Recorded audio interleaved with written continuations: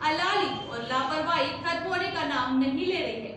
Bhopal cooperative bank की कर्मचारी रही संतोष रजक नाम महिला ऐसी ही लापरवाही का शिकार होकर मौत के मुंह में समा गई। राजधानी के जेपी अस्पताल की लापरवाहियों को उजागर करते हुए मृतका की बेटी अब इंसाफ के लिए हर दर पर दस्तक दे रही है, लेकिन उसकी आवाज जिम्मेदारों के कानों तक नहीं पहुंच रही है। अब संतोष की बेटी ने लापरवाहियों की दास्तां सोशल मीडिया के जरिए पहुंचाने की कोशिश की है। सुनिए उसी की जुबानी पूरा मामला। प्रियंका रजक है।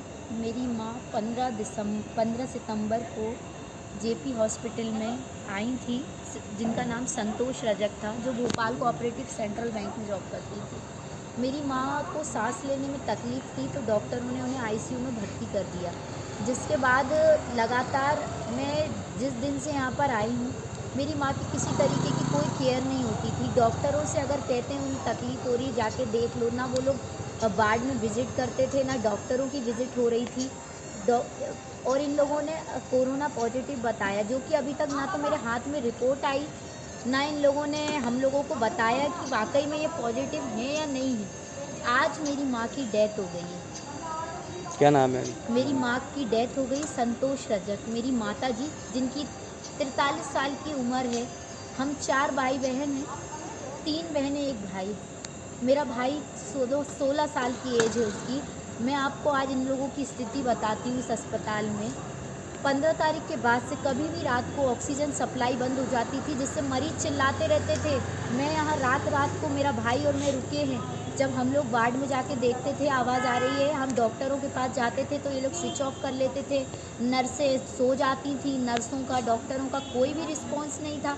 स्थिति ये होती थी कि दूसरे ब्लॉक से सिलेंडर हम लोग लेकर आ रहे हैं खचोड़ के। आज मेरी माँ की डेथ हो गई। इन लोगों ने एक प्रोटोकॉल होता है गवर्नमेंट का कि अगर पॉजिटिव केस है तो अस्पताल प्रबंधन बॉडी को पैक करके मर्चुरी ले जाता है स्ट्रेचर से खचोड़ के।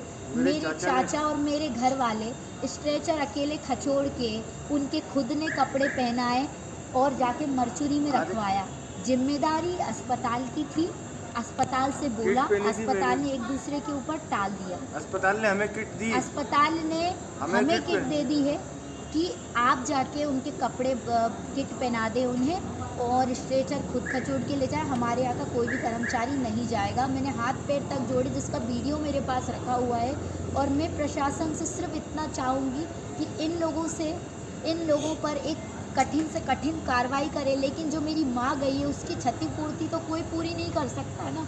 कमाने वाला एक ही व्यक्ति था, वो भी नहीं रहा। अब हम लोगों का भविष्य क्या होगा? प्रशासन तक मैं अपनी बात पहुंचाना चाहती हूँ। आप क्या नाम लिखते हैं? मेरा नाम प्रियंका रजक है। मैं 15 तारीख को कलेक्टर ऑफिस भी गई थी आवेदन लेके। मैंने वहाँ भी आवेदन दिया। सर, मेरे को अस्पताल में बेड नहीं मिल रहा। मैं एम्स गई, हमीदिया गई। इवन 14 दिसंबर को मैं यहाँ भी आई थी। इन लोगों ने मना कर दिया था कि हमारे यहाँ पर कोई भी बेड नहीं है। झूठ कहते हैं ये लोग, जबकि पूरा हॉस्पिटल खाली है अंदर।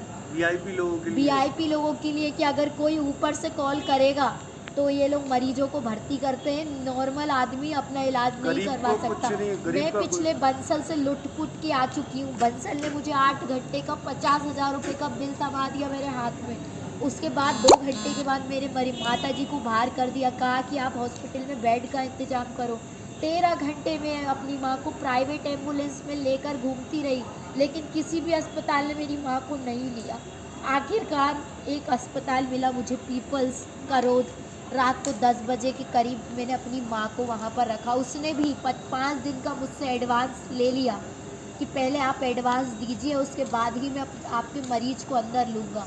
उसने ले लिया। दूसरे दिन जब मैं कलेक्टर ऑफिस गई, उनने मेरा यहाँ पर एडमिट करवाने के लिए CHMO से बात करी और मेरी माँ यहाँ पर मैं एम्बुलेंस में लेकर आई। उसके बाद भी स्थिति ये थी कि 1.5 घंटे तक वो एम्बुलेंस में बैठी रही।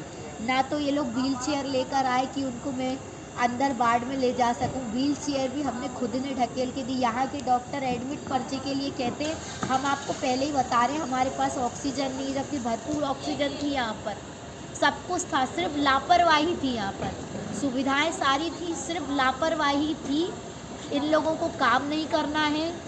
ये लोग काम, क्योंकि इनके नाम के आगे ये लिखा हुआ है कि ये सरकारी कर्मचारी हैं, इनकी नौकरी जा नहीं सकती है, कोई कुछ भी कर ले, इसलिए इस तरीके की अड़ियलपन के कारण आज मेरी माँ की जान चली गई। मैं ये सीएम तक पहुंचाना चाहती हूँ, जिला कलेक्टर तक पहुंचाना चाहती हूँ कि आज मेरी माँ ख़त्म हो गई है, अब हम लोग कैसे अपना जीवन यापन करेंगे। शिवराज